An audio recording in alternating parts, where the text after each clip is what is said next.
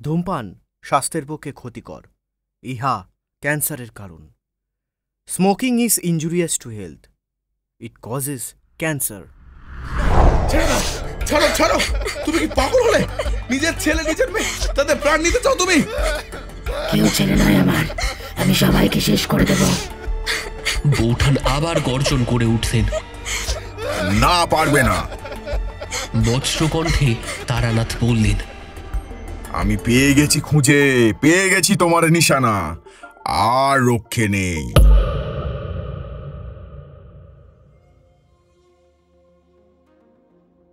শত্রুসংকুল জীবনে আমরা সারাক্ষণ প্রতিযোগিতায় ব্যস্ত। তবে বাইরের শত্রুর সঙ্গে লড়াই করে জেতা যায়, কিন্তু ঘরের শত্রুরা সবসময় সবচেয়ে বেশি সাংঘাতিক। জ্ঞাতি শত্রুর চেয়ে বড় শত্রু খুব বেশি নেই।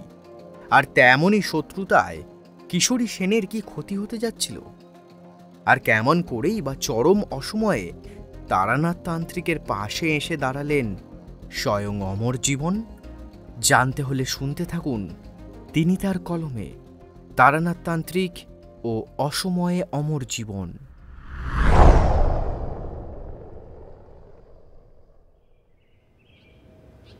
পান চিবোতে চিবোতে ব্যবসাদার গণপতি দেশমুখ বললেন,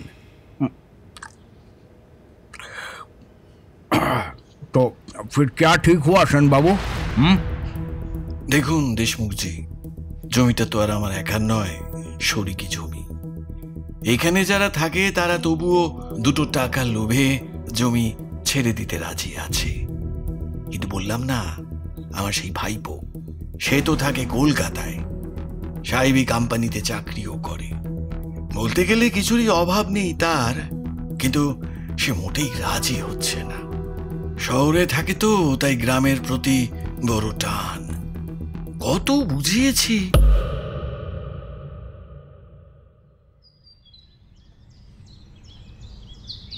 হিসেবের খাতাটা নিয়ে বসে মেলাচ্ছিল কর্তা।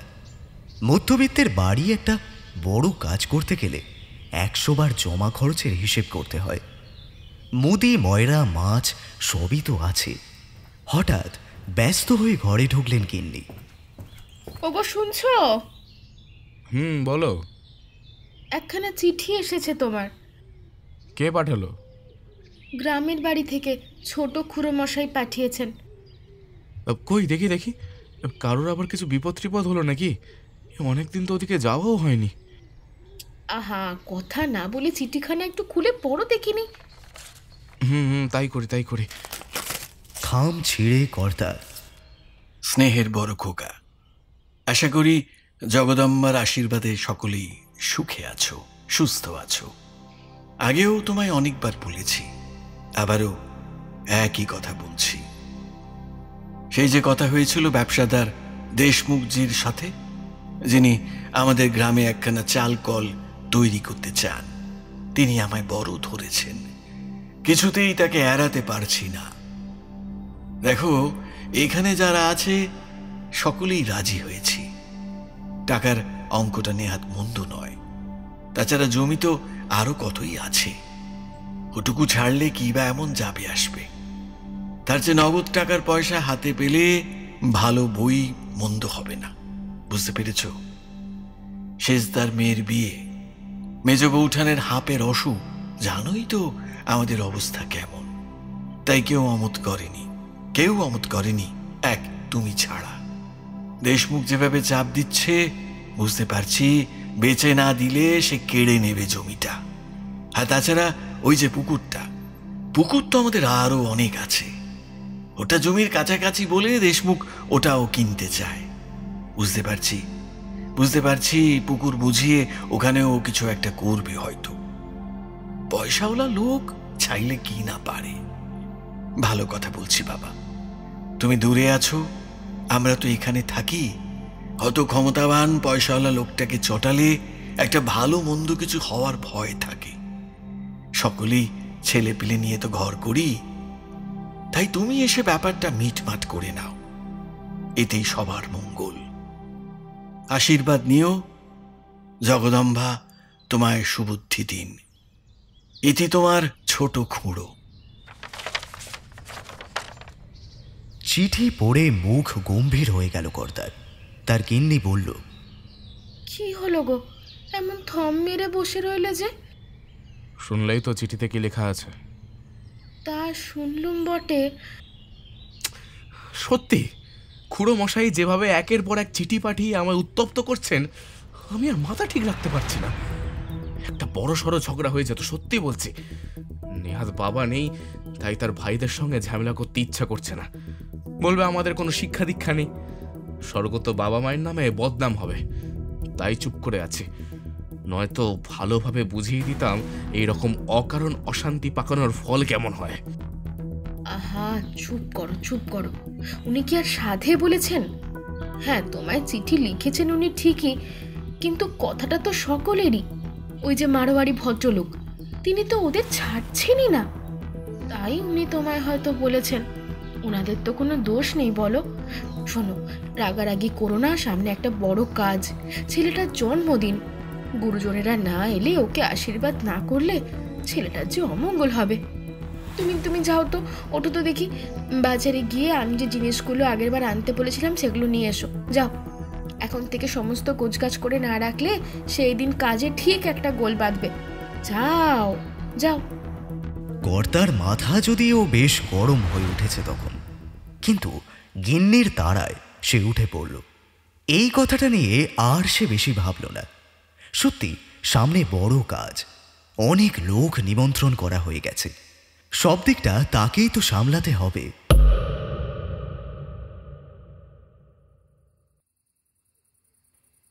কৃষ্ণ প্রতিপদ, অন্ধকার পক্ষ শুরু হলো আজ। গ্রামের শ্মশান, এমনিতেই গা ছমছমে।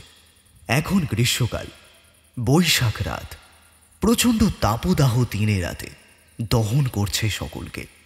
তবুও আপাদমস্তক ভারী চাদরে ঢেকে নিঃশব্দে অনেকটা পথ পেরিয়ে সেই ঝুপড়িটার সামনে এসে দাঁড়িয়েছে একজন। তাকে কিছু বলতে হলো না, ভেতর থেকে মরছে পড়া লোহার স্বরে কথা বলল।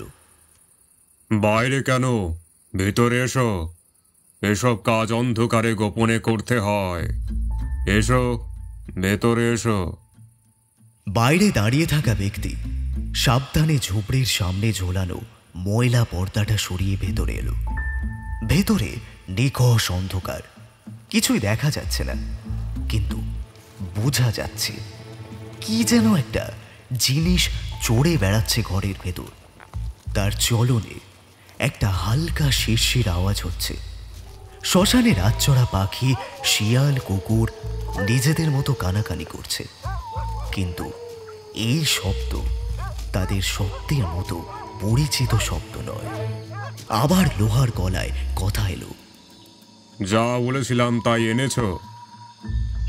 এনেছি। অনেক খুঁজে পুরনো একটা তরঙ্গ থেকে তার ব্যবহার করা পোশাক পেয়েছি। তা ভালো। অন্ধকারে একটা হাত এগিয়ে এলো। দাও। ব্যক্তি নিজের চাদরের ভেতর থেকে ভাঁজ করা একটা পুরনো ফতুয়া বার করে সেই হাতে দিল। তখন মুহূর্তের জন্য আঙুলে আঙুল ছোঁয়া লাগলো। গা শিরশির করে উঠল এই ব্যক্তির। সাংঘাতিক গরম হাত, যেন জ্বলন্ত আগুনে হাত লেগে গিয়েছে তার। জিনিসটা নিয়ে নিজের কাজ শুরু করল। অন্ধকারে মাটিতে বিছালো এই ফতুয়া, তারপর হাতড়ে চড়তে থাকা শিরশির শব্দ তোলা জিনিসটা খপ করে তুলে এনে ফতুয়ার উপর রাখল। শেষে অন্ধকারে অজানা ভাষায় মন্ত্র উচ্চারণ করে উঠল, কিন্তু সেটা কি মন্ত্র না অভিশাপ বাণী বুঝল না সেই ব্যক্তি। ভাষা না বুঝলেও তার ব্যক্তি অমঙ্গলজনক, খুব খারাপ কিছু একটা তার বুঝতে পারল সেই ব্যক্তির মন। কাজটা কি সে ঠিক করছে? যতই হোক নিজেরই রক্তের জিনিস, কিন্তু উপায় বা তার কি আছে? বড় লোকটা পেড়াপিড়ি ছেড়ে এবার ভয় দেখানো আরম্ভ করেছে। এই তো গতকাল এসেছিল সে, রীতিমতো ঘর বয়ে এসে বলে গেছে। देखिए सन बाबू, आप लोगों को मैंने बहुत समझाया, लेकिन आप लोगों को कुछ भी समझ नहीं आया, तो कुछ करार नहीं हमारा, ठीक है? वो जमीन और वो तालाब আমার চাই, তাই আপনারা না দিলে আমি জবরদখল করে নিবে। আমার পোষা লোক আছে, যা করার তারাই করবে, বাধা দিতে আসবেন না। আরে আরে আরে, করেন কি আপনি? ছুরি পকেটে করে এসেছেন? হ্যাঁ, আরে বাপরে, গৃহস্থের বাড়ি, কি আশ্চর্য, এরকম কেউ করে? আজ তো শুধু ছুরি দেখাচ্ছি, আমার কাজ না হলে এই ছুরিটা কাজ করবে, বুঝেছেন সেনবাবু? চল। বলেই দেশমুখ চলে যায়। আর সবুর করা যায়নি, তাড়াতাড়ি ছুটে এসেছে সে এখানে। কিন্তু কাল কাজের কথা হয়নি।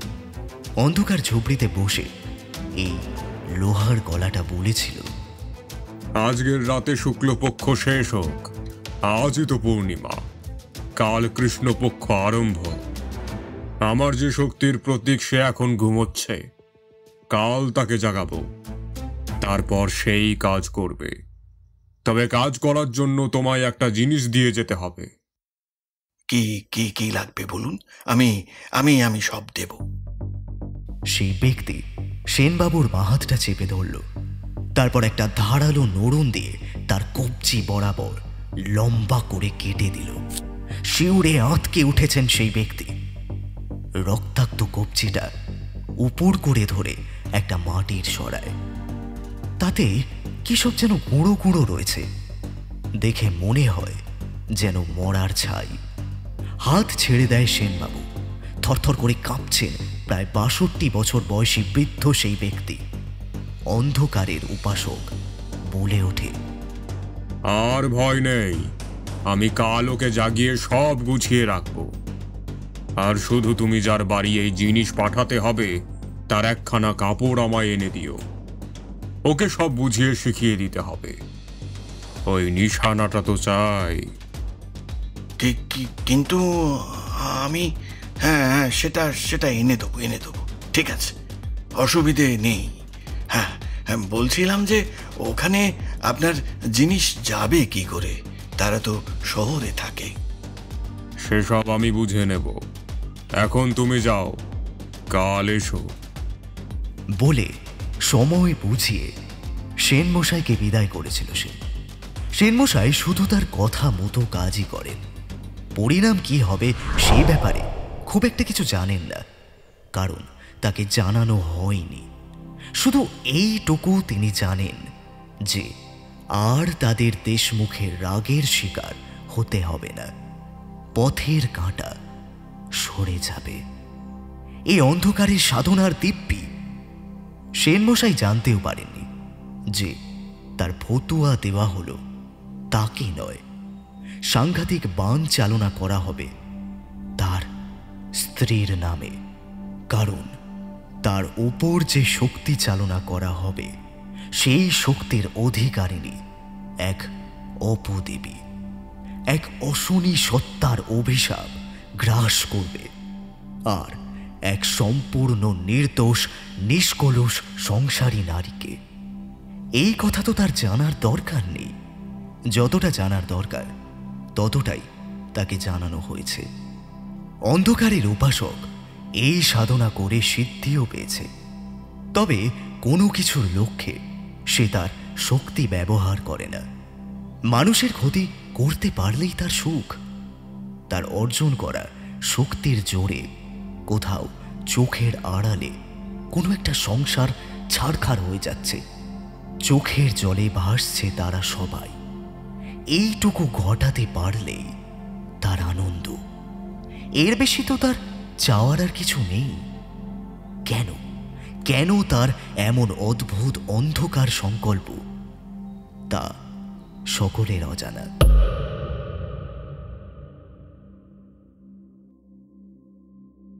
আহা কিশোরী, এত উতলা হলে হয় নাকি? দেখো দেখি, বউটা তো শয্যাশায়ী। এখন যদি তুমিও এরকম ছেলে মানুষই করো তবে তো ছেলে মেয়েগুলোকে, আরে বাবা, ছেলে মেয়েগুলোকে কে দেখবে সেটা তো ভেবে দেখো একবার। তারা কাদের ভরসায় থাকবে? তুমি বুঝতে পারছো না বিভূতি, তোমার বউঠান চিরকাল একা এই সংসার, ছেলে মেয়ে, এমনকি আমাকে পর্যন্ত কড়া হাতে চালনা করেছে। আমাকে কোনোদিনও তাকাতে হয়নি। আমি থেকেছি নিজের অফিস, বন্ধু বান্ধব আর অবসর সময় পড়াশোনা নিয়ে। আর এখন কবিরাজ, হাকিম সবাই এসে কিনা বলছেন যে এই মানুষটা বেশিক্ষণ নেই, আজকে রাত পোহায় কি তাই বলা কঠিন। আমি তো ভাবতে পারছি না, আরে ও ছাড়া যে আমার সবটা অন্ধকার। মনে মনে বললাম, তোমার একার নয় হে, যে একজোড়া কাঁকন পরা হাত আমাদের প্রত্যেকেরই জীবন রথের চলমান সারথি, তারা না হলে আমাদের কিছুতেই তো শান্তি নেই। খেয়ে ঘুমিয়ে বেরিয়ে সবখানেই আমরা অসহায়।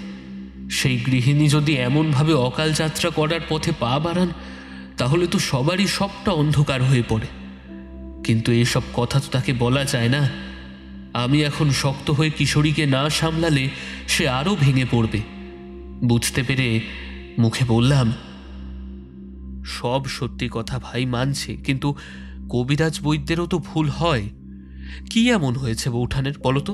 হ্যাঁ, এই তো গেল সপ্তাহে আমি দেখে গেলাম ছেলের জন্মদিনে নিজের হাতে কত দায় দায়িত্ব সামলাচ্ছেন। নিজের সামনে বসে পরিপাটি করে খাওয়ালেন আমাকে। মোটে 7টা দিনও হলো না, আর এর মধ্যেই তুমি বলছো? আমি কিছু বলছি না বিভূতি। তুমি দেখো বিছানায় কেমন মিশে গেছে। বোঝা যাচ্ছে যে এই 7 দিন আগে ওই এত বড় একটা কাজ উদ্ধার করে দিয়েছিল। সত্যিটা দেখে বোঝা যাচ্ছে না।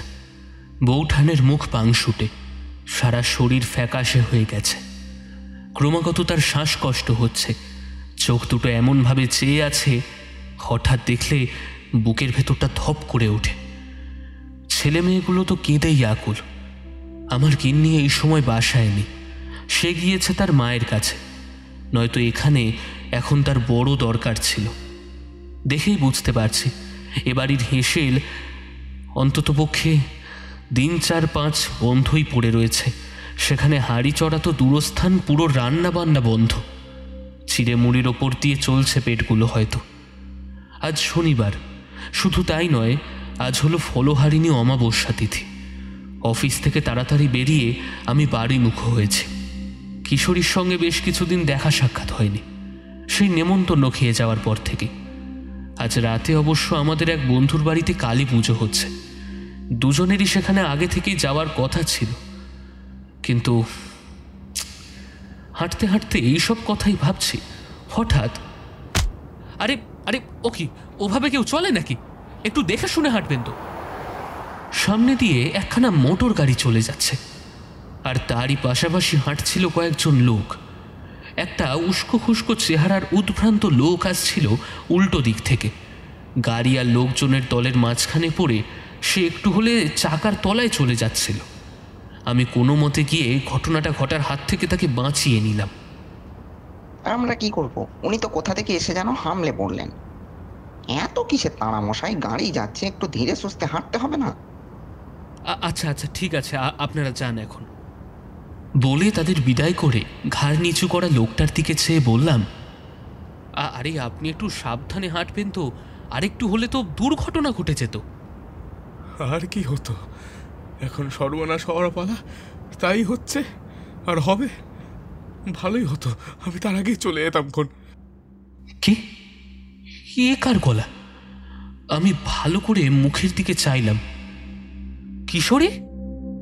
বিশ্বাস করা যায় না, পাঞ্জাবিটা এত ময়লা, মুখে গোঁফদাড়ি আর মাথার চুল এত অবিন্যস্ত যে, মানে সবচেয়ে বড় কথা তার চেহারাটা এমনভাবে শুকিয়ে গেছে যে আমি আজ পর্যন্ত এই পড়ে আসা বেলার জ্যৈষ্ঠ মাসের ঝাঁঝা রোদের মধ্যে রাজপথে দাঁড়িয়ে তাকে চিনতেই পারিনি প্রথমটায়। বয়স হচ্ছে, চোখের জ্যোতি বোধহয় এখন থেকেই হালকা হতে শুরু করেছে। কিশোরী, তুমি এভাবে? হ্যাঁ, আমি এইভাবে কোথায় যাচ্ছিলে পাগলের মতো? পাগল বিভূতি, আমি তোমার বাড়ি গিয়েছিলাম, কিন্তু বাড়িতে কেউ নেই। বৌঠানকে আনতে গিয়েছিলাম। আরে আরো আগে যাওয়া উচিত ছিল। কি বলবো ভাই, পাড়ার প্রতিবেশী কেউ ফিরেও দেখছে না। সবাই ভাবছে এ বোধহয় ছোঁয়াচে কোনো অসুখ। কিন্তু একজন মহিলা ছাড়া আর একজন মহিলার অসুখের ভালো সেবা কে করতে পারে বলো তো? এখানে তোমরা ছাড়া আমার আর কেই বা আছে? মেয়েটা অতটা পটু হয়নি, আসলে ছেলে মানুষ তো।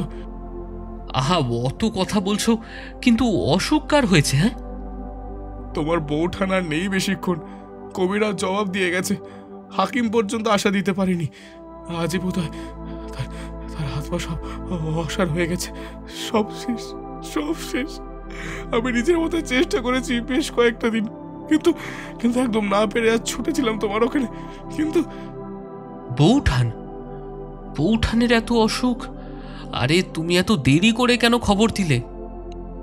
কিন্তু কিন্তু কিন্তু কিন্তু মানে তিনি তো এখন তাহলে বাড়িতে নেই, তিনি গেছেন তার বাপের বাড়ি।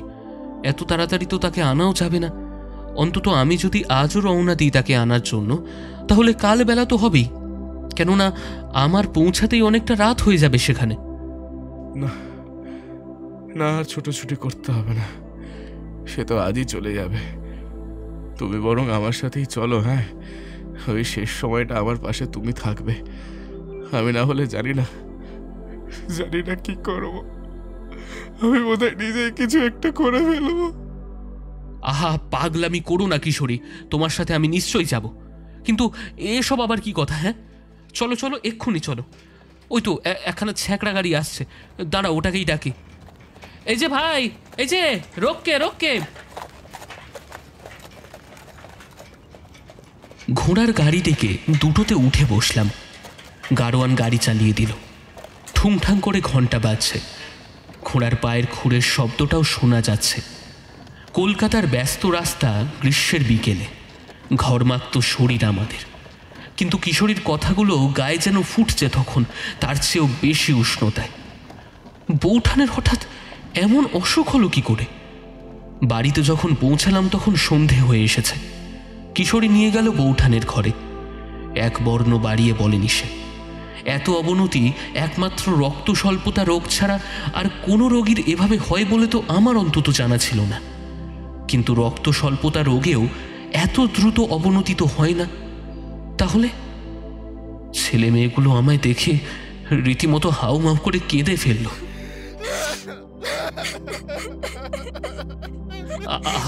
আহা বাবা, ওরকম করে কাঁদে না মা। খোকা, তুমি ওরকম কেঁদো না।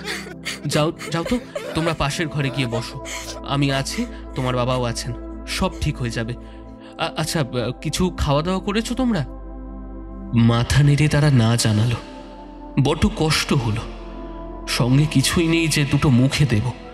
দীর্ঘশ্বাস ফেলে আমি কিশোরীকে বললাম, হ্যাঁ, তা তুমি ডাক্তার কবিরাজ সবই তো করেছো, তাকে খবর দিয়েছো? কাকে খবর দেব? ঠাকুর মশাই? হ্যাঁ। তিনি নেই। তারানাথ তান্ত্রিক নেই? আমি অবাক হয়ে জানতে চাইলাম। না, নেই। মটলেন গিয়েছিল, কিন্তু বাড়িতে তালা দেওয়া। আমার এই সময় কাউকেই পাওয়া হবে না, বুঝলে? কপালে নেই গো, কপালে নেই। তারানাথ আবার কোথায় গেলেন? তিনি তো আজকাল বড় একটা কোথাও যান না, তার কাছে লোকজন আসে, তিনি তো বাড়িতেই থাকে। তবে কি চারির শ্বশুর বাড়ি গেলেন? এখন তবে কি করি? আমার ক্ষমতা তো কিছুই নয়। ঠাকুর মশাই থাকলে তাও। এসে গেছি হে, বড্ড দেরি হয়ে গেল। রেলগাড়ির এত রকম ঝামেলা, কি বলবো। যুগটা যত আধুনিক হচ্ছে ততই যেন জঙ্গলের নিয়ম ফিরে আসছে সমাজে।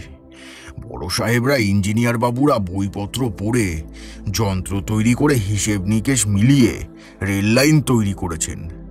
কত টাকা খরচ করে গাড়ি বানানো হচ্ছে, কিন্তু তবু গন্ডগোল কমে না।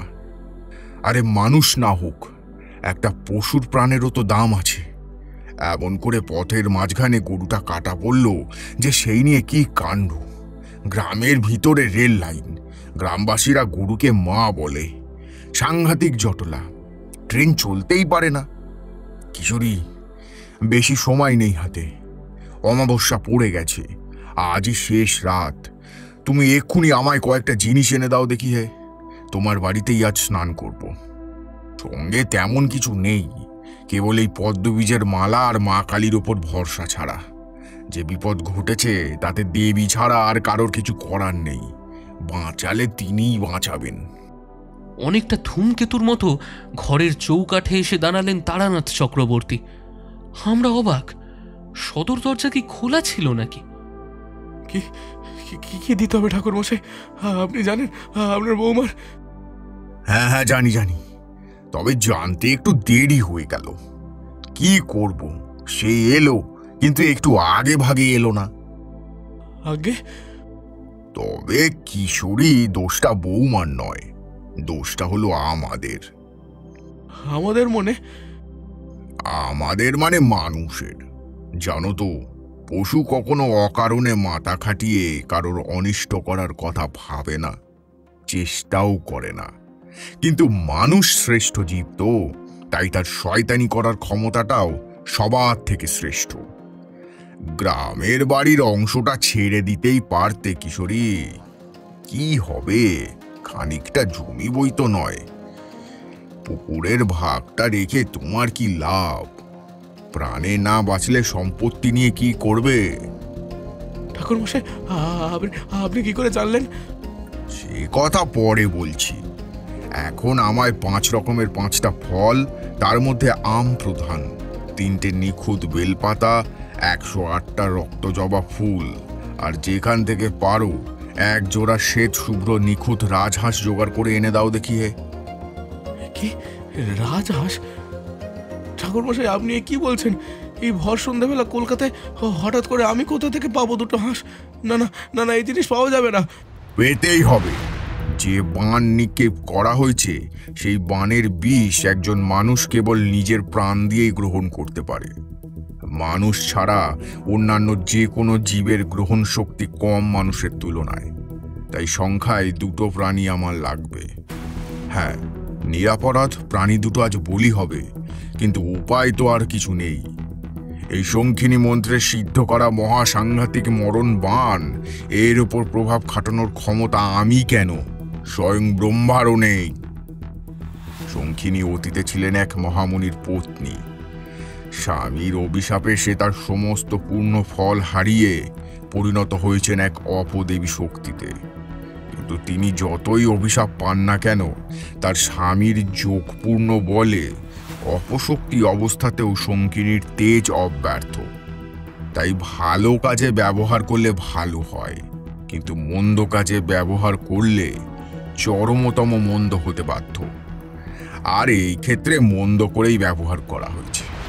ছি ছি ছি ছি, আপন শরীর এত বড় ক্ষতি করতে পারে, আমি ভেবেই অবাক হয়ে যাই। 2 দিনের তো জীবন, তাতে এত বিষ মানুষ মনে রাখে কোথায়? ঠাকুরমশাই, দেখুন, আমরা খুব সাধারণ মানুষ। কিশোরীর এই অবস্থা আর বৌঠানের এই দশা দেখে আমি চোখের জল ধরে রাখতে পারছি না। আপনি বাড়িতে নেই, যখন এই কথাটা শুনলাম তখন আমি সত্যি সত্যি অন্ধ হয়ে গেলাম।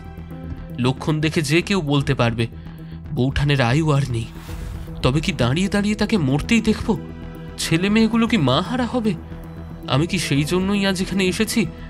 ঠিক এই সময় আপনি দাঁড়ালেন, নিশ্চয়ই ভগবানের ইচ্ছে, আর আপনার অবর্ণনীয় ক্ষমতার প্রকাশ এটা।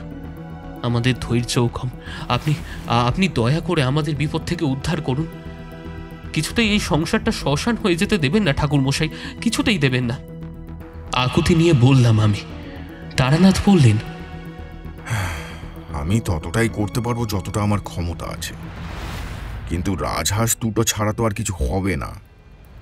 যার উপর আঘাত এসেছে তার আপনজন কাউকে এই হাঁস 2টো জোগাড় করে আনতে হবে, তাও সম্পূর্ণ নিজের চেষ্টায়। এটাই নিয়ম। কিন্তু তাও যদি না হয়, তবে সত্যি সত্যি শ্মশান যাত্রাই ভবিতব্য হবে। আমি যাচ্ছি, যেখান থেকে পারে আমি খুঁজে আনবো, নয়তো আজ রাতে ফিরবই না। বিভূতি, তুমি একেবারে তাকে গঙ্গা যাত্রা করিয়ে নে, কেমন? আমি সেখানে চলে যাবো। কিশোরী শোনো, আমি যাব তোমার সঙ্গে। না, ওকে একলাই যেতে হবে। কিন্তু ঠাকুরমশাই আপনি শুনুন। ঠাকুরমশাই, হে কি? কিশোরী বেরিয়ে গেল, আর ঠাকুরমশাই? তারানাথ কোথায় গেলেন? কিশোরী তারানাথের পাশ কাটিয়ে অন্ধের মতো ছুটে গেল। তবে কি? ছুটলাম আমি তার পেছনে। কিছুটা যেতে না যেতেই সদর দরজার খিল খোলার শব্দ পেলাম। তৎক্ষণাৎ মনে পড়ে গেল বাড়িতে ঢুকে দরজাখানা আমি নিজের হাতে বন্ধ করেছি, এই সময় বাইরের লোক ভেতরে যাতে না এসে পড়ে সেই জন্য। কিশোরী এখন সেই দরজা খুলেই বাইরে যাচ্ছে। তবে তারানাথ? কিশোরী বেরিয়ে গেল। আমি আবার খিল দিলাম দরজায়, এসে বসলাম বৌঠানের শিয়রে। মায়ের মতো এই মানুষটা আমায় কিছুদিন আগে কত যত্ন করেছেন, আর আজ কিনা আমাকে তার এই দশা দেখতে হচ্ছে। অন্ধকার হয়ে গেল চোখের সামনেটা। এই ঘরে আলো জ্বলছিল, আশেপাশের ঘরগুলোই অন্ধকার। আমি হেঁকে বললাম, খোকা, খুকু, তোমরা অন্ধকারে বসে থেকো না, আলো জ্বালিয়ে নাও। সন্ধ্যা হলে আলো জ্বালাতে হয়, আলো জ্বালিয়ে নাও। কথায় কাজ হলো। অন্যান্য ঘরে বিজলি বাতি জ্বালানো হলো। ছেলে মেয়েগুলো শোকে পাথর হয়ে গেছে। ভাবলাম একবার নিজে উঠে যাব ওদের কাছে। তারপর ভাবলাম, না থাক, দূরে থাকাটাই ভালো। মাকে কি এইভাবে তাদের দেখতে ভালো লাগছে? সময় কাটছে। অনেক দূর থেকে ঢাকের আওয়াজ ভেসে এলো। পুজো হচ্ছে বোধহয় কোথাও। ঘট ভর্তি নিয়ে যাচ্ছে, সঙ্গে ঢাক বাজিয়ে ঢাকি যাচ্ছে। সেই শব্দও পেলাম। রাত হলো, তবে কিশোরী এখনো ফিরছে না কেন? আর তারানাথ? আচ্ছা, আমি আর কিশোরী একসঙ্গে যে দেখলাম, এত কথা শুনলাম, কিশোরীর তো এখন মাথা ঠিক নেই, কিন্তু আমার এতটা ভুল হলো? সবচেয়ে বড় কথা, কিশোরী যে জিনিসের খোঁজে ঘর ছাড়ল, সে জিনিসগুলো তো তাকে আনতে বললেন ওই তারানাথ চক্রবর্তী। তবে মাথা কাজ করছে না, ভারী জল তেষ্টা পেল। এই ঘরে তো জল নেই, কাকে ডাকবো? ইচ্ছা হলো না, নিচে উঠে যেতেও পারছি না। কিছুই তো এখানে আমি জানি না তেমন, কোথায় কি থাকে না থাকে। চুপচাপ আমি বসে আছি, কেউ কি আসবে না? হঠাৎ সদর দরজায় ঘা পড়ল। তবে বুঝি কিশোরী এলো? আমি তাড়াতাড়ি ছুটে গেলাম। দরজা খুলে দেখি, ওমা, ঠাকুরমশাই আপনি? হ্যাঁ হ্যাঁ, আমি। আর বলো কেন, রেলগাড়ি এত দেরি করে পৌঁছালো। গিয়েছিলাম নদিয়ার ওই দিকে, পুরনো এক যজমানের বাড়ি। তাদের বাড়ি আজ পুজো, কিন্তু কি করি, মাকে প্রণাম করে চলে এলাম আগে ভাগে। রওনা দিয়েছি দুপুর থাকতে, কিন্তু ওই যে। গাড়িতে গরু কাটা পড়েছে নাকি ঠাকুরমশাই? তারানাথ একটু হাসলেন, বললেন, শরীর নিয়ে তো আসতে পারিনি, তাই ওইভাবে এসে ভুলে গেলাম। কিশোরী ফেরেনি এখনো? ও রাজহাঁস দুটো খুঁজে পাবে তো ঠাকুরমশাই? মাকে ডাকো, মা চাইলেই সব হয়। চলো, সোজা এখানেই এসেছি, স্নানাদি এখানেই হবে। নাতনিকে একবার ডাকো তো, সে আমায় কলঘরটা দেখিয়ে দিক। আমি কিশোরীর মেয়েকে ডাকলাম, বললাম, খুকু, এই ঠাকুরদাকে তোমাদের কল ঘরে নিয়ে যাও, উনি স্নান করবেন। আসুন, এইদিকে কলঘর। ধরা গলায় বলল মেয়েটা। হ্যাঁ মা, চলো। বিভূতি, আমার ঝোলাটা নিয়ে ঘরে যাও তুমি। সাবধান, এটা মাটিতে রেখো না যেন। বেশ। আমি সদর দরজা বন্ধ করে তারানাথের ঝোলা নিয়ে বৌঠানের ঘরে এলাম। ঝোলাটা হাতে ধরে দাঁড়িয়ে আছি, হঠাৎ আবারও দরজায় ঘা পড়ল। তবে কি কিশোরী এলো? তাড়াতাড়ি গিয়ে দরজা খুললাম আমি। এক হাতে তারানাথের ঝোলা আর আর এক হাতে খিল নামিয়ে দরজা খুলতে খুলতে আমি বললাম, ঠাকুরমশাই এসে গেছেন, ভালো হয়েছে তুমিও এসেছো, তাড়াতাড়ি ভেতরে আসো। আমি তো ভিতরে যেতে পারবো না, আমি কেবল এই জিনিসটা দিতে এলাম। আপনি কে? না মানে আপনাকে তো ঠিক। আমায় তুমি চেনো না, কিন্তু তোমাকে আমি চিনি, তোমাদের সকলকেই চিনি।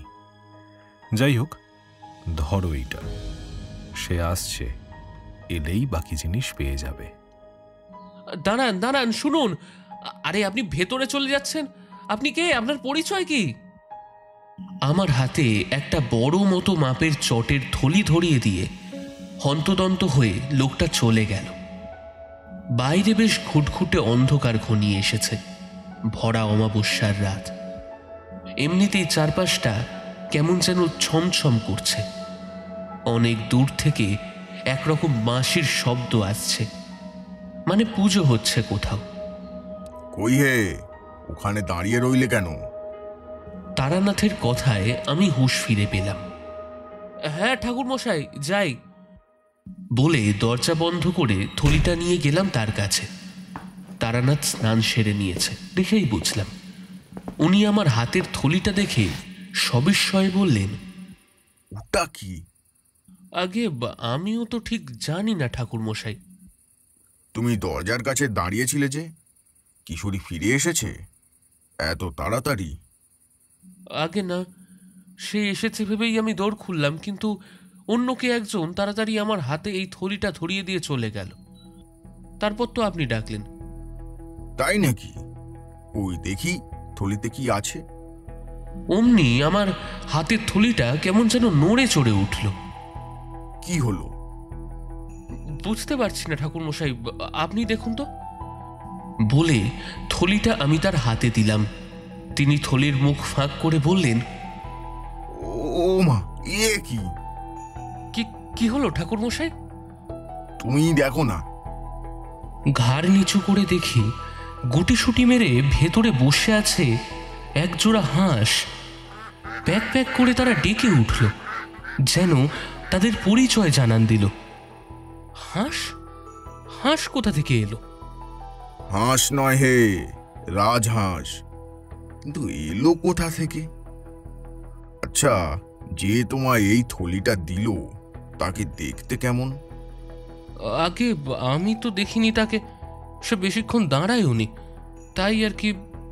বুঝেছি। তা কথা বলেছিল তো? গলার স্বরটা কেমন? বেশ অন্যরকম, মানে ঠিক পুরুষ মানুষের গলা যেমন দরাজ হয় খুব একটা তেমন নয়, অল্প নরম মিহি গলা।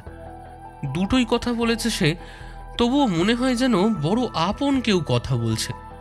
সে বলল আমাকে চেনে, আমাদের সবাইকেই নাকি চেনে। শুনতে শুনতে তারানাথের মুখে হালকা একটা হাসি ফুটল। থলিটা আমার হাতে দিতে দিতে তিনি বললেন, আপনি তো হে, আমাদের সকলকে তিনি চেনেন, আর কখন কোথায় তার দরকার পড়ে তাও তিনি জানেন। তাই সময় মতন এসে সাহায্য করে গেলেন। আপনি কার কথা বলছেন? অমর জীবন। নামটা শুনে সারা গায়ে আমার কাঁটা দিয়ে গেল। ঠিক এই সময় আবার দরজায় ঘা পড়ল। যাও, কিশোরী এসেছে, দৌড় খুলে দাও।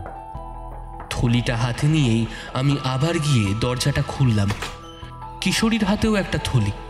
সে হতাশ স্বরে বলল, না, কিছুতেই পেলাম না। হাটে গেলাম, কিন্তু সেখানে সব বেচাকেনা বন্ধ। কালী পুজো হচ্ছে, আর কয়েকজনকে বলে কয়েকটা বাড়ি ঠিকানাও পাওয়া গেল, কিন্তু সেখানে গিয়ে লাভ হলো না। ভরা বার এই সন্ধ্যের পর পোষা জীব কেউই ঘরের বাইরে বার করতে চায় না। যতই দাম দাও না কেন, পাওয়া যাবে না। হলো না ঠাকুর মশাই, সব পেয়েছে কিন্তু রাজহাঁস দুটো। আমি বললাম, বুঝলে কিশোরী, একটু আগে একজন এসে না এই থলিটা আমায় দিয়ে গেল। ভেতরে এলো না জানো তো, বাইরে থেকেই চলে গেল দিয়ে। বলো কি?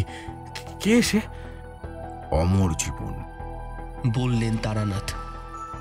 অমর জীবন? হ্যাঁ হ্যাঁ, অমর জীবন, কতবার শুনেছি আপনার মুখে এই নামটা। বিপদের সময় তিনি অদ্ভুতভাবে এসে বিপদগ্রস্তকে উদ্ধার করেন। আজও তাই করেছেন, আমরা তারই দর্শন পেলাম। এখন আর সময় নেই কিশোরী, আমি ঠাকুর ঘরে যাব। তুমি আমায় একটু দেখিয়ে দাও, আর বিভূতিকে এই থলিটা রাখার একটা জায়গা করে দাও তো।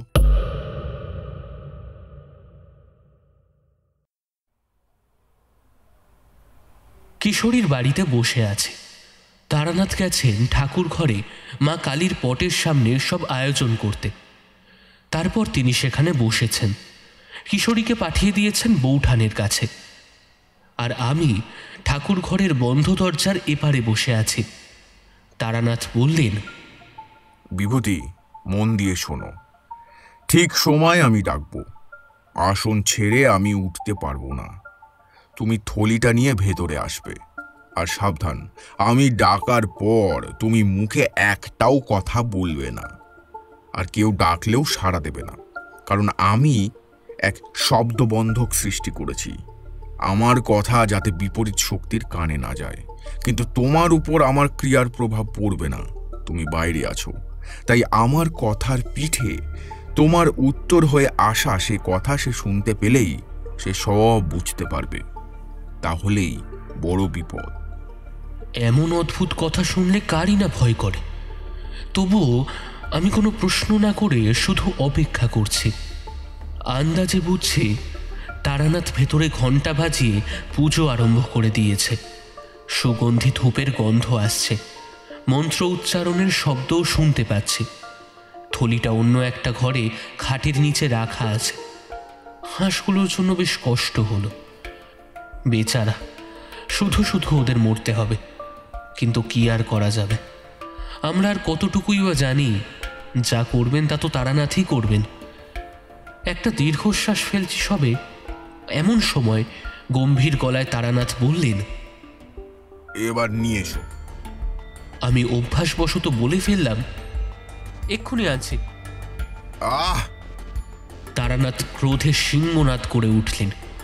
আমিও বুঝতে পারলাম যে ভুল করে ফেলেছে। ক্ষমা করবেন ঠাকুর মশাই, আমার একদম মনে ছিল না। আমি এক্ষুনি নিয়ে আসছি। না, তুমি যেও না, আমি যাচ্ছি। চুপ করে দাঁড়িয়ে থাকো। বলেই তারানাথ মুহূর্তে দরজা খুলে বাইরে এলেন। তারপর কেমন একরকম হর্ষমুদ্রা করে আমার চারপাশে কি একটা গণ্ডি কেটে দিলেন। বললেন, এখানেই থাকো, যাই হোক ভয় পেও না। তারানাথ চলে গেলেন, আর আমি ভয় পেতে শুরু করলাম তখন থেকেই। একটু পরেই প্রচণ্ড বিস্ময়সূচক একটা গলা কানে এলো। কি ভেবেছিস তুই আমায় বিপরীত পথে চালিত করতে পারবি? কিছুতেই পারবি না। আমি যাকে নিতে এসেছি তাকে নিয়েই যাব। খুব সাহস তোর যে আমার শক্তিকে অন্য পথে ঘুরিয়ে দিতে এসেছিস, আমায় স্বীকার করে নিতে এসেছিস। আজ আজ তবে তোর চোখের সামনে তোর শক্তির ধ্বংস করি। বৌঠানের গলা, এমন তেজি তিনি কথা বলছেন। ওদিকে তারানাথ বললেন, না, আমি আমার শক্তিকে অন্য পথে চালনা করতে আসিনি। আমি চেয়েছিলাম তোমার শক্তিকে নির্মূল করে দিতে, কিন্তু তা সম্ভব নয়। হলেই ভালো হতো, তাই বাধ্য হয়ে আমি একটা প্রাণ বাঁচাতে আর একটা প্রাণ বলি দিচ্ছি। অপরাধ করছি। তুমি শুনে রাখো, আমার যা শক্তি তা ধ্বংস করার সাধ্য তোমার নেই। আর তোমার শিকারকে রক্ষা করা আমি কর্তব্য বলেই মনে করেছি। তবে আয়, দেখা তোর ক্ষমতা। বৌঠান আবার কথা বলল। আমি এখানে দাঁড়িয়ে আছি কেন?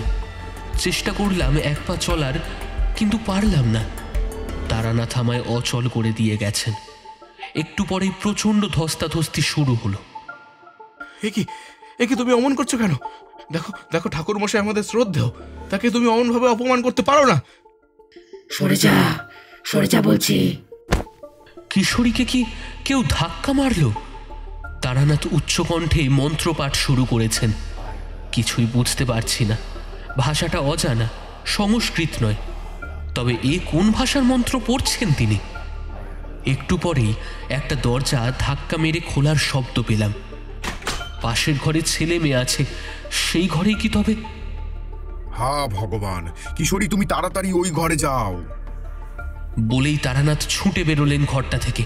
তারপর দৌড়ে এসে ঢুকলেন ঠাকুর ঘরে। ঠাকুর মশাই, এসব কি হচ্ছে? আমার কথার কোনো উত্তর দিলেন না তিনি। ঝড়ের গতিতে আবার চলে গেলেন বৌঠানের শোবার ঘরের দিকে। ওদিকে ততক্ষণে কিশোরী আর ছেলে মেয়েদের আর্তনাদ শুরু হয়েছে। বৌঠান হাসছেন, মানে গলাটা তারই। তারানাথ বৌঠানের শোবার ঘরে মনে হয় কিছু একটা খুঁজছে, কারণ অনেক জিনিস হাত লেগে এদিক ওদিক পড়ে যাওয়ার শব্দ পেলাম, যেমন বাসন কোসন, কাঁচের ফুলদানি, জলের কুঁচো। কিন্তু কিন্তু এসব হচ্ছে কি? কিছুই বুঝতে পারছি না। হঠাৎ না, ছেড়ে দাও, ছাড়ো ছাড়ো। তুমি কি পাগল হলে? নিজের ছেলে নিজের মেয়ে তাদের প্রাণ নিতে চাও তুমি? কেউ ছেলে নয় আমার, আমি সবাইকে শেষ করে দেব। বৌঠান আবার গর্জন করে উঠলেন। না, পারবে না। বজ্রকণ্ঠে তারানাথ বললেন, আমি পেয়ে গেছি, খুঁজে পেয়ে গেছি তোমার নিশানা, আর রক্ষে নেই। এটা তো একটা শাক, কিন্তু এমন লাল হলো কি করে? এটা রক্ত পান করে। ঠাকুর মশাই, এটা আপনি কোথা থেকে পেলেন? আমাদের বাড়িতে তো এই জিনিস আগে কখনো দেখিনি। দম বন্ধ হয়ে আসা গলায় বলল কিশোরী, এটা তোমাদের বাড়ির জিনিস নয়, এটা আদতে শাঁখই নয়, এটা হলো অপশক্তি রূপিণী শঙ্খিনীর একটা প্রতীক চিহ্ন। এসো কিশোরী, আমার কাছে এসো। কিশোরীর চাপা আর্তনাদ শুনতে পেলাম। বাবারে, কতটা কেটে গেল তোমার! কি রক্ত বেরোচ্ছে! ওদিকে বোধ হয় রক্তারক্তি কাণ্ড হচ্ছে। এইবার তারানাথ শুরু করলেন আর এক মন্ত্রোচ্চারণ। সঙ্গে সঙ্গে বৌঠানের গলায় বেদনা ফুটে উঠল।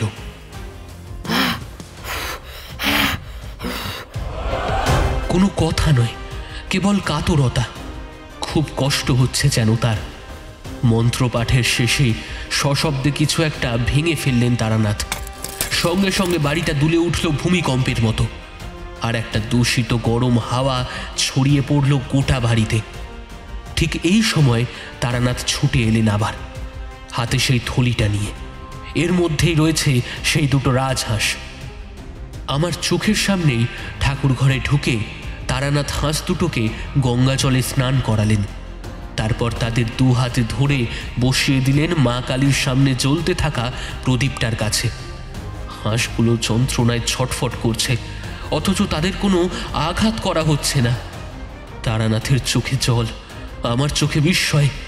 পরিষ্কার দেখলাম গোটা বাড়ি থেকে কুণ্ডলি পাকিয়ে একটা ধোঁয়াটে বাতাস আমার বুকের সামনে দিয়ে ঢুকে গেল ঠাকুর ঘরের ভেতরে।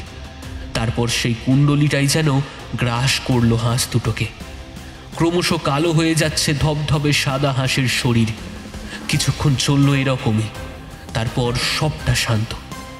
ঝলসে যাওয়া কয়েকটা পালক পড়ে আছে কেবল। ঠিক ওই সময় ভেতরের একটা ঘরে খুব ভারী কিছু একটা জিনিস মাটিতে পড়ার শব্দ হলো। বলে উঠল ছেলে মেয়েগুলো। বৌঠান পড়ে গেলেন। কিশোরী! আমার অজান্তেই পা এগিয়ে গিয়েছিল সামনে। এবার আমি চলতে পারছি। ছুটে গেলাম, গিয়ে দেখি বৌঠান মাটিতে রক্তাক্ত হয়ে পড়ে রয়েছেন। সামনে টুকরো টুকরো হয়ে ভেঙে পড়ে রয়েছে শাঁখ। কিশোরী হতভম্বের মতো বসে আছে মাটিতে, তার কপালে রক্ত। ছেলে মেয়েগুলো জড়সড় হয়ে গেছে ভয়ে। আমি মেয়েটিকে ডেকে বললাম, খুকু, খুকু, তোমার মায়ের মুখে একটু জল দাও খুকু, তাড়াতাড়ি। ঘরের এক কোণে জলের কুঁজো ছিল। আমি ঘটি ভরে মেয়েটার হাতে জলটা দিলাম। মায়ের মুখে জলের ছিটে দিচ্ছে সে। ওদিকে চৌকাঠে এসে দাঁড়িয়েছেন তারানাথ, হাতে একটা কবজ। বৌঠানের জ্ঞান তখনও ফেরেনি। তারানাথ যত্নে তার বাম হাতে একটা কবজ বেঁধে দিলেন। তারপর বললেন, কিশোরী, তোমার দেশের বাড়ির কোনো আত্মীয়কে অন্তত 1 বছর এই ভিটেতে প্রবেশ করতে দেবে না, আর তোমার কেউ ওখানে যাবে না। গেলে আবার অনর্থ ঘটবে। 1 বছর পর শঙ্খিনী পথ ভুলে যাবে। তখন আর সে একবার শিকার হতে বসা মানুষের কোনো ক্ষতি করতে পারবে না। কিন্তু ঠাকুর মশাই, আপনার এসব কথার মানে কি? মানে তো তুমি জানো। ছেলের জন্মদিনে এসে তোমার ওই শরীর কি বলেছিল মনে নেই? আগে ছোট খুড়ো, আপনি কি বলছেন? আমার বাবার জন্মস্থান, আমি জন্মেছি ওখানে। হ্যাঁ, এখন শহরে আছি, কিন্তু তাই বলে সেই জমিটা বেচে দেবো? তাও আবার ওখানে তৈরি হবে একখানা চাল কল? না না না, আমি তো চাই না। যেমন আছে জমিটা থাকুক না। বুড়ো বয়সে শহর ছেড়ে যদি গ্রামে যেতে ইচ্ছে করে, তখন গিয়ে বসবাস করবো না হয়। আপনাদের তো অসুবিধা কিছু হচ্ছে না। আর পুকুরের আমার যেটুকু ভাগ সে বাবদ তো আমি কিছু চাইছি না। আপনারা ব্যবহার করছেন করুন, শুধু ওটা আপনাদের নামে লিখে দিতে বলবেন না, তা আমি পারবো না। ও হ্যাঁ হ্যাঁ, ভালো কথা। তবে কি জানো, টাকা পয়সা বড় দামি জিনিস। কখন বলতে কখন বিপদ হয়। বাড়তি কিছু টাকা থাকলে ভালো হতো। বিপদের সংকেতটা তিনি সেই দিনই দিয়েছিলেন, তুমি বোঝোনি। না, আমি বুঝিনি। আর ঠিক তারপর দিনই বিপদ এসে হাজির হলো তোমার ভিটেতে। মানে? ওই শাঁখটার কথা বলছি। কে এনেছিল ওটা? আমি জানি না ঠাকুর মশাই, ও জিনিস আমি আগে দেখিনি। বৌঠান বলে উঠলেন, আমি জানি, এক শাঁখারি বউ এসেছিল, আমি তার কাছ থেকে শাঁখা কিনেছি। সে কথায় কথায় আমায় এই জিনিসটা দিয়ে বলল, মা এইটা তুমি রাখো, এই দেবতার জিনিস, ঘরে রাখলে কল্যাণ হবে। তবে ভালো কথা, এর কথা কেউ যেন জানতে না পারে, লুকিয়ে রেখো। পুরুষ মানুষের চোখে পড়া ভালো নয়। আমার সব কিছুই বুঝিয়ে দিয়ে গেছিল ওই শাঁখারি। সেই শাঁখারি বউ নিশ্চয়ই কোনো একজন অশুভ সাধনার সাধিকা। পুরুষের চোখে পড়লে, মানে তোমার চোখে পড়লে, ও জিনিস তুমি ঘরে রাখবে না। তা তোমার ছোট খুড়ো জানতো, তাই শিখিয়ে পড়িয়ে পাঠিয়েছিল আর কি। কিন্তু এখন আমি কি করব ঠাকুর মশাই? কি আবার করবে? সাবধানে থাকবে। মুখে মিষ্টি পেটে বিষ, এমন মানুষদের এড়িয়ে চলার চেষ্টা করবে। তবে একটা কথা বলি, শঙ্খিনী কথা তো সবার জানবার কথা নয়। তোমার ছোট খুড়ো নিশ্চয়ই খুব বড় কোনো কাপালিক বা ওই ধরনের বিপরীত ক্রিয়ার সাধকের সাথে গোপনে যোগাযোগ করেছেন, যার একমাত্র উদ্দেশ্য বাঁকা পথে মানুষের ক্ষতি করা। এই অবধি বলে তারানাথ চুপ করলেন। এই শঙ্খিনীটা তাহলে কে? মানে নামটা বড্ড চেনা চেনা লাগছে যে। তারানাথ অল্প হেসে বললেন, দেখো, শঙ্খিনীর পরিচয় এক কথায় দেওয়ায় অত্যন্ত কঠিন এবং দুরূহ একটা কাজ। শঙ্খিনী নামে অনেকগুলি উপস্থিতি পাওয়া যায়। এর মধ্যে কয়েকজন অত্যন্ত শুভ এবং কয়েকজন অত্যন্ত অশুভ। আবার কয়েকজন রয়েছেন যারা নিতান্তই নির্বিবাদ প্রিয়। তাদের দ্বারা ভালো হয়, আবার মন্দও হয়। এর বিস্তারিত বর্ণনা আমি দিচ্ছি না, শুধু যতটুকু বলছি ততটুকু শোনো। আজ থেকে প্রায় কয়েক সহস্র বছর আগে হিমালয়ের বুকের ভিতর গভীর জঙ্গলে বাস করতেন এক সিদ্ধ মুনি। ইনি আদতে সাধক ছিলেন প্রকৃতির। প্রকৃতির মানে? বললাম আমি। প্রকৃতির মানে ইনি জল, হাওয়া, আলো, এই তিনটে জিনিস দ্বারা বিশ্বব্রহ্মাণ্ড সৃষ্টি এবং লয় দুই পেয়ে চলেছে যুগের পর যুগ ধরে। যে মহাশক্তি গোটা পৃথিবীকে ধারণ করে রেখেছে এবং শাসন করে চলেছে, সেই শক্তি অর্থাৎ প্রকৃতির সাধক ছিলেন। ইনি কোনো বিশেষ স্বরূপের সাধনা করতেন না। ইনি সাধনা করতেন আজকের ভাষায় বলতে গেলে বিজ্ঞানের। কেমন করে কি হয় এই রহস্যের চাবি খোঁজার চেষ্টায় ছিলেন মুনিজ্যোতি অরণ্যদেব। এই কাহিনীর উল্লেখ অতি প্রাচীন এক বর্ণসৃজনী নামক লুপ্তপ্রায় গ্রন্থে পাওয়া যায়। এই মুনিজ্যোতি অরণ্যদেব নিজের তেজ দ্বারা সৃষ্টি করলেন এক নারী, কারণ তার মনে হয়েছিল এই নিরালয় সাধনকালে পাশে এমন কারোর থাকা প্রয়োজন যে তাকে প্রয়োজনে সাহায্য এবং প্রয়োজনে স্বস্তি দিতে পারে। তিনি চেয়েছিলেন সাধিকা। নিজের অজান্তে হলেও সৃষ্টি করার সময় নিজের অন্তরের লেশমাত্র বিরূপভাবে সঞ্চার হয়ে থাকবে, কিছুটা কামনা, কিছুটা আকাঙ্ক্ষা, এইসব মিলিয়ে যে নারীর সৃষ্টি হলো তিনি হলেন শঙ্খিনী। অপরূপা সুন্দরী শঙ্খিনী, পরমা স্নিগ্ধা, আবার একই সঙ্গে তিনি দারুণ বিজাতীয় শক্তির অধিকারিণী। স্বামীকে তিনি সেবা করে পুজো করে, আবার একই সঙ্গে বিরোধিতাও করেন। অরণ্যদেব আগের মতো নিজের সাধনায় নিরলসভাবে মশগুল হয়ে থাকতে পারে না। স্ত্রীর সৌন্দর্যের মোহে পড়ে, আবার স্ত্রীর সঙ্গে খুব বেশিক্ষণ প্রেম সম্ভাষণেও মত্ত থাকতে তার সাধক মনে বাঁধে। এই দুই দোলাচলে পড়ে মুনি যখন বিরক্ত, ঠিক তখনই বাঁধে সংঘাত। শঙ্খিনী স্বামীর চেতনার অধিকার ধরে রাখতে চায়, কিন্তু সেখানে তার নয়, সাধনা স্থান আছে। সহ্য করতে পারে না সে। অতিরিক্ত অসহ্য হয়ে উঠেছে দেখে মুনি চরম এক সিদ্ধান্ত নেন। কি সিদ্ধান্ত? বললাম আমি। এক মহাযোগে দুর্লভ তিথিতে মুনি অরণ্যদেব সমগ্র বনানীকে সাক্ষী রেখে তার সৃষ্টি করা সেই পরমা নারীকে বদলে দেন শঙ্খ মূর্তির মধ্যে। তিনি এমন ভাবেন শঙ্খিনী তার সঙ্গেই থাকলো, কিন্তু সশরীরে নয়, সবসময় তাকে দেখতে পাওয়া যাবে না। সে থাকলো একটা শাঁখের মধ্যে। মুনির যখন ইচ্ছা হবে তখন তিনি স্ত্রীর সঙ্গ উপভোগ করবেন, আবার যখন স্বাদ মিটে যাবে তখন তাকে আবার শাঁখ বানিয়ে রাখবেন। এতে তার সাধনার পথ কণ্টকহীন হবে। কিন্তু শঙ্খিনীও কম বিদুষী নন। তিনি এই বিচার মেনে নিলেন না।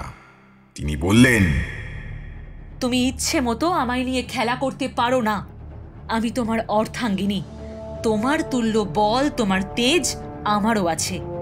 তাই আমি কিছুতেই এই শঙ্খমূর্তি হয়ে থাকবো না।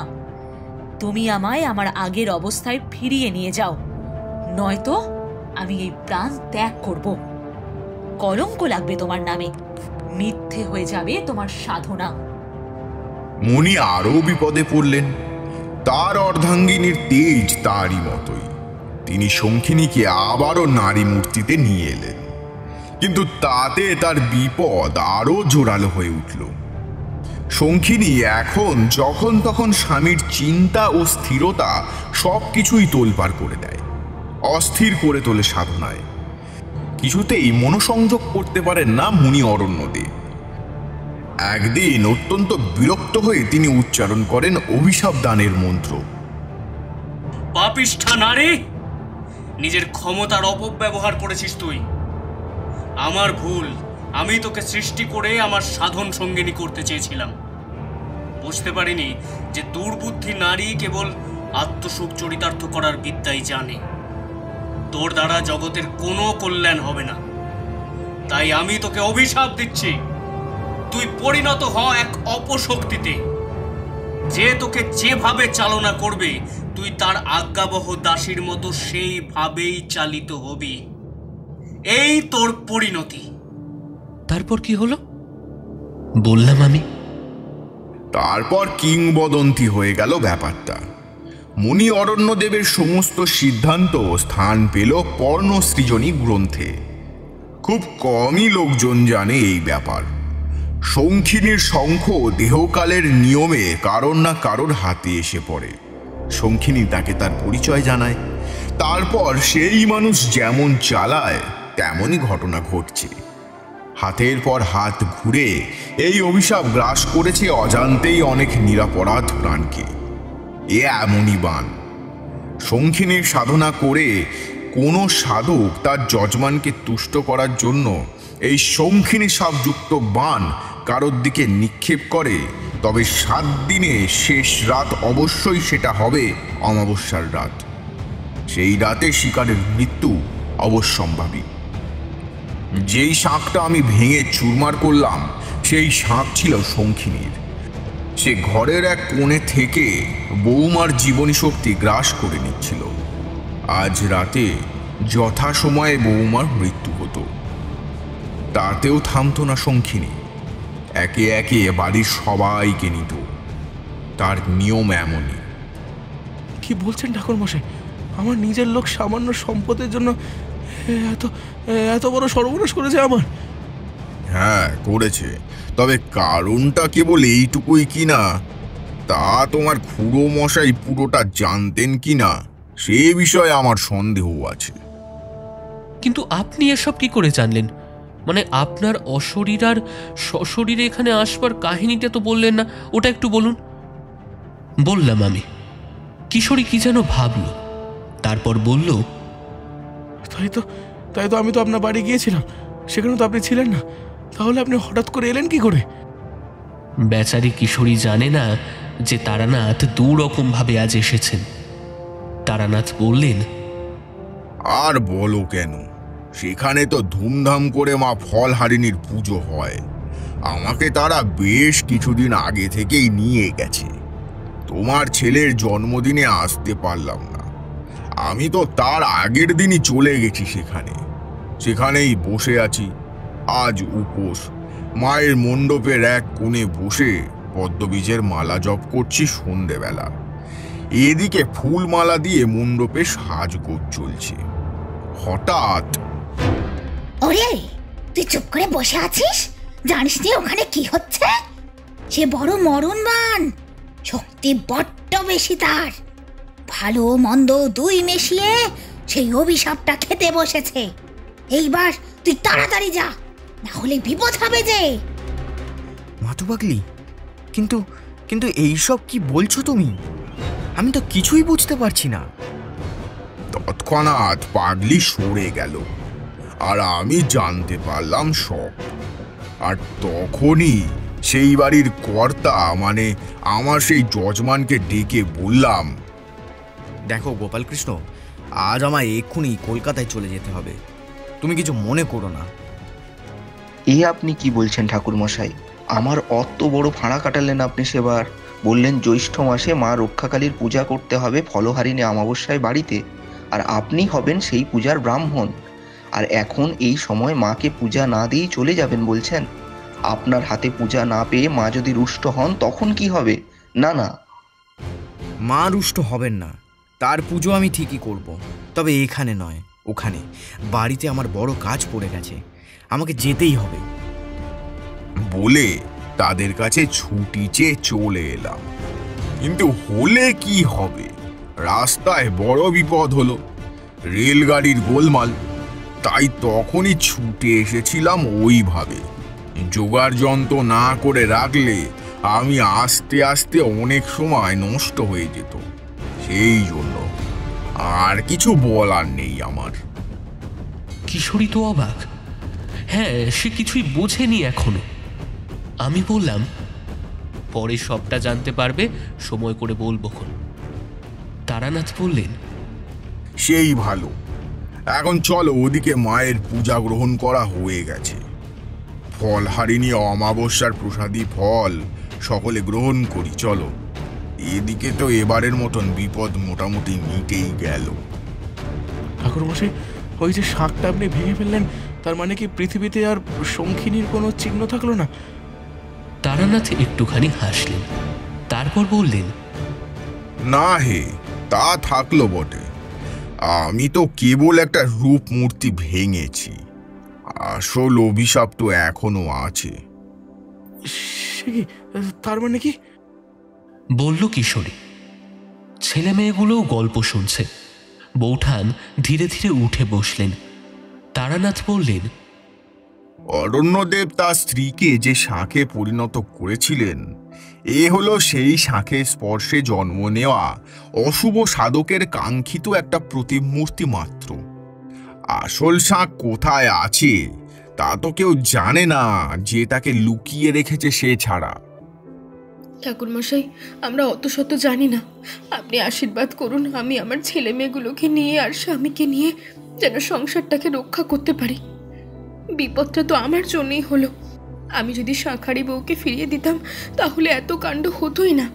আপনি আমাকে আশীর্বাদ করুন, আমি যেন এমন ভুল আর কখনো না করি, কখনো না। বৌঠান ঠাকুরমশাইয়ের পায়ে হাত দিলেন। তারানাথ তাড়াতাড়ি তার হাত সরিয়ে দিয়ে বললেন, করো কি মা, করো কি, অমন করে পায়ে হাত দিতে নেই। আশীর্বাদ কি অমন করে চাইতে হয়? আশীর্বাদ আমি সব সময় করি, ভয় নেই, এক জায়গায় দুইবার বাজ পড়ে না। শঙ্খিনী আছেন বটে, তবে তোমাদের আর কোনো ক্ষতি করতে পারবে না। তোমাদের ওপর আর খাটবে না শঙ্খিনীর সাপ। আসলে কি জানো, এই পৃথিবীতে তোমার মন্দ করার জন্য কারণে অকারণে 100টা লোক ব্যস্ত, কিন্তু তাদের খাটাখাটি সার। কারণ সময় আর অসময় দুটোই চালনা করেন ঈশ্বর, আর শেষ পর্যন্ত ইনি যা চান তাই হয়। এই আজকেই দেখো না কি থেকে কি হলো। সত্যি ঠিক সময় যদি অমর জীবন এসে না পড়তো। যাক, সে কথা থাক। এই অবধি বলে চুপ করলেন তারানাথ। কি যেন একটা ভাবছেন তিনি। ভাবতে বসলাম আমিও। সত্যি ভাববার কথা, ঘোরতর অসময়ে ভাগ্যে শেষে পড়লেন অমর জীবন। ঘটনাটা আমার চিরকাল মনে থাকবে।